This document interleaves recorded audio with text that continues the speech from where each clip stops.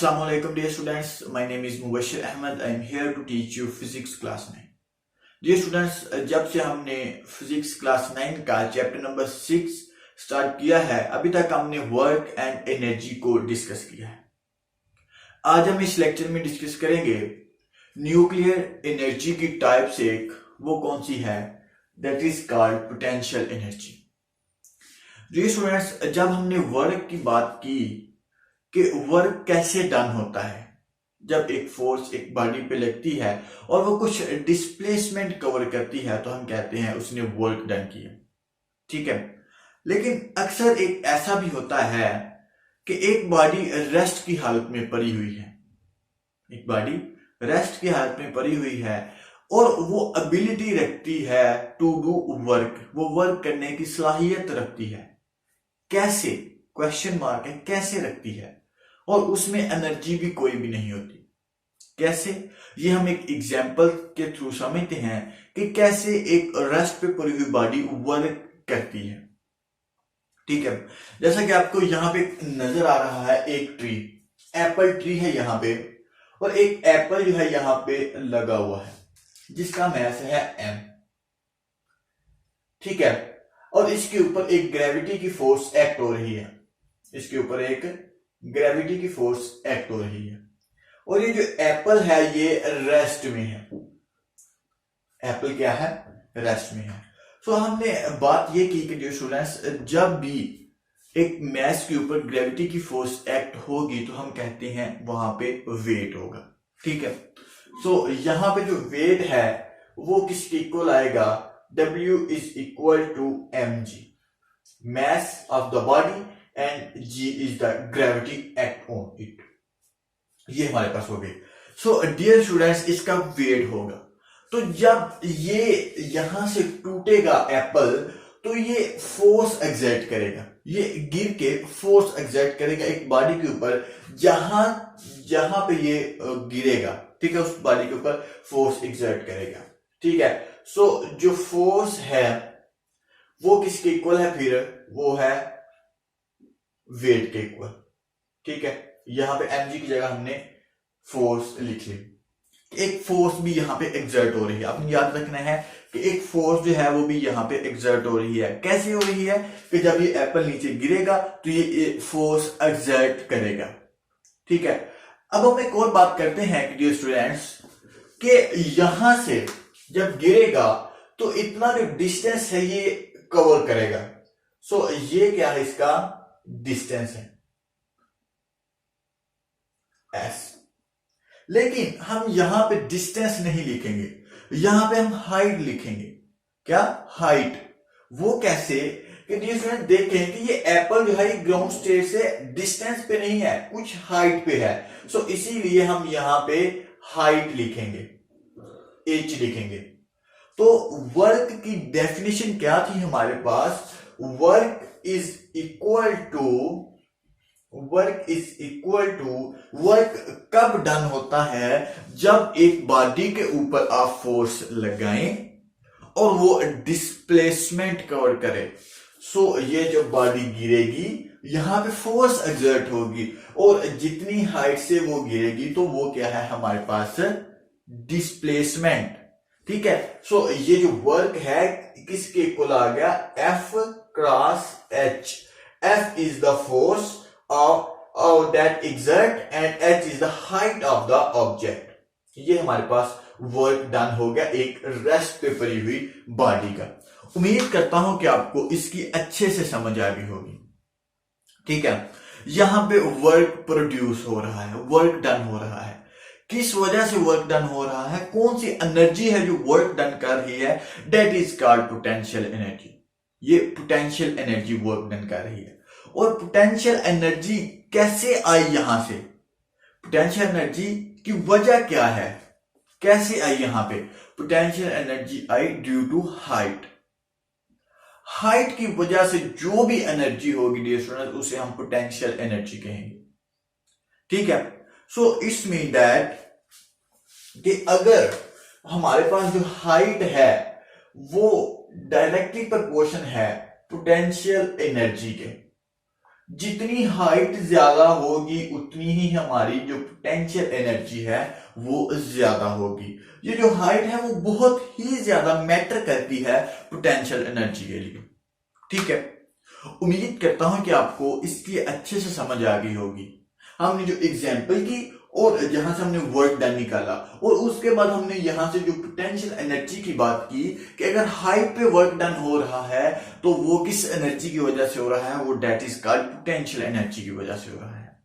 सो हम अब in detail potential energy की बात करते हैं, डेफिनेशन करते हैं उसके पहले सबसे पहले, और देन हम इसकी जो है एग्जाम्पल है उसको डिस्कस करते हैं। सबसे पहले जो डेफिनेशन वो ये है कि the energy possessed by a body due to its position is known as potential energy। जो एनर्जी है वो possessed हो रही है एक बॉडी में ड्यू टू इट्स पोजीशन की वजह से एक बॉडी में एनर्जी प्रोड्यूस हो रही है, so that is called potential energy. अगर मोशन की वजह से एक बॉडी में एनर्जी प्रोड्यूस होगी उसे हम कहते हैं काइनेटिक एनर्जी। ठीक है, सो उम्मीद करता हूं कि आपको पोटेंशियल एनर्जी की अच्छे से समझ आ गई होगी। अब हम दो तीन एग्जांपल्स करते हैं हमारी डेली लाइफ में जो हो रही हैं पोटेंशियल एनर्जी की, ताकि आपको अच्छे से अच्छे समझ आ जाए इस टॉपिक की। लेकिन कहीं भी अगर आपको कोई कंफ्यूजन है तो प्लीज आप कमेंट करके जरूर पूछिए। सबसे पहले जो एग्जांपल है हमारे पास, स्टोर्ड वाटर एट हाइट। जो स्टोर्ड वाटर हम कहते हैं एट हाइट के ऊपर, वो क्या है? वो भी एक पोटेंशियल एनर्जी की एग्जांपल है। कैसे एग्जांपल है कि आपने टैंकी देखी होगी, पानी वाली टैंकी देखी होगी, तो अमूमन हम उसको हाइट पे रखते हैं, छत पे रखते हैं, सबसे ऊपर वाले फ्लोर पे रखते हैं। क्यों रखते हैं? क्यों कि जो हाइट है ऑफ वाटर है वो इंक्रीज हो जाए और उतनी ही स्पीड से जो हमारा वाटर है वो नीचे आए। क्योंकि हम टैंकी को ऊपर रख के और नीचे जो है नल लगाते हैं। ठीक है, सो अगर जितनी हाइट पे टैंकी होगी उतने ही जो नल में पानी है वो स्पीड से आएगा। So that is called potential energy. ठीक है, हमर हथौड़ा, हथौड़े की बात करते हैं। हथौड़ा अमूमन कुछ भी नहीं है, अगर वो रेस्ट पे है तो कुछ भी नहीं है, लेकिन जब हम उसको उठा के थोड़ी सी ऊपर लेके जाते हैं, थोड़ी सी उसकी हाइट को इंक्रीज करते हैं, सो इट्स मीन दैट उसके अंदर फोर्स एग्जर्ट हो गई। उसके अंदर क्या हो गई? फोर्स एग्जर्ट हो गई, और जहां पे वो लगेगा वहां पे जो इंपैक्ट है वो बहुत ज्यादा करेगा। सो ये भी जो है ये पोटेंशियल एनर्जी की ही एग्जांपल है। ठीक है, अब हम स्केच बॉल की बात करते हैं। मतलब ये है कि एक जो है तीर कमान की बात करते हैं।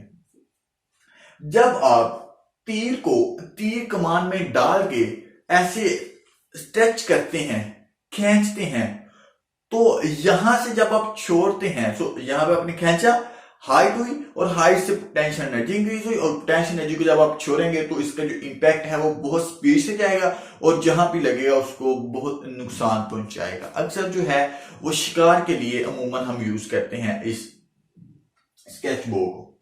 ठीक है, तो यहां पे भी जो पोटेंशियल एनर्जी है इसकी दो टाइप्स हमें नजर आ गई। एक जो है हमारे पास ये जो हमर पे यूज होगी ये ग्रेविटेशनल पोटेंशियल एनर्जी है। ग्रेविटी की वजह से जो इंपैक्ट है वो है हमर के ऊपर। और ये जो है ये इलास्टिक पोटेंशियल एनर्जी है, मतलब कि जब नीचे से पीछे खींचेंगे इसको, इसमें इलास्टिक होगी पोटेंशियल एनर्जी, सो इसीलिए हम इसको इलास्टिक पोटेंशियल एनर्जी भी कहते हैं। ठीक है, अब हम पोटेंशियल एनर्जी की एक्सप्लेनेशन देखते हैं ताकि आपको जो पोटेंशियल एनर्जी है उसकी अच्छे से समझ आ जाए। ठीक है, डियर स्टूडेंट्स, लेट्स सपोज, हमने सपोज करना है कि हमारे पास यहां से जो अमाउंट थी वो मैं लिख लेता हूं कि जो वर्क था हमारा वो इक्वल था F क्रॉस H के, मीन के F H के इक्वल था हमारा वर्क डन, यहां पे जो मैंने लिखा था। अब हम एक्सप्लेनेशन करते हैं, इसकी एक्सप्लेनेशन करते हैं इसकी, ताकि हम काइनेटिक एनर्जी पोटेंशियल एनर्जी का जो फार्मूला है वो ड्रा कर लें। So consider a body of mass m। आप जरा ध्यान से सुनिएगा जो मैं बोलने लगा हूं। Consider a body of mass m। हमने एक बॉडी को कंसीडर करना है जिसका मास है m, और उसको हमने एक सर्टेन हाइट पे रखना है। वो हाइट क्या है, वो हाइट है h। ठीक है, अगर हम उसको हाइट पे लेके उसको छोड़ देते हैं, सबसे पहले क्या होगा, उसके अंदर फोर्स एक्सर्ट होगी, फोर्स एक्सर्ट होगी, एंड देन क्या होगा, वो डिस्प्लेसमेंट कवर करेगा। सो इट्स मीन दैट कि जो पोटेंशियल एनर्जी है वो किसके इक्वल है, वो वर्क डन के इक्वल है। क्यों?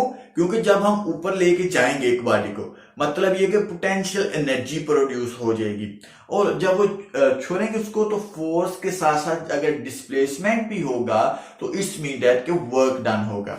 ठीक है, सो इट्स मीन दैट कि जो पोटेंशियल एनर्जी है वो किसके इक्वल है, वो वर्क डन के इक्वल है। और यहां पे हमने वर्क डन को किसके साथ डिनोट किया, एफ एच के साथ डिनोट किया, एफ एच के साथ डिनोट किया। ठीक है, सो यहां पे हम यूज कर लेते हैं रेड मार्कर, ताकि आपको इंडिकेट हो जाए कि क्या हम बात कर रहे हैं।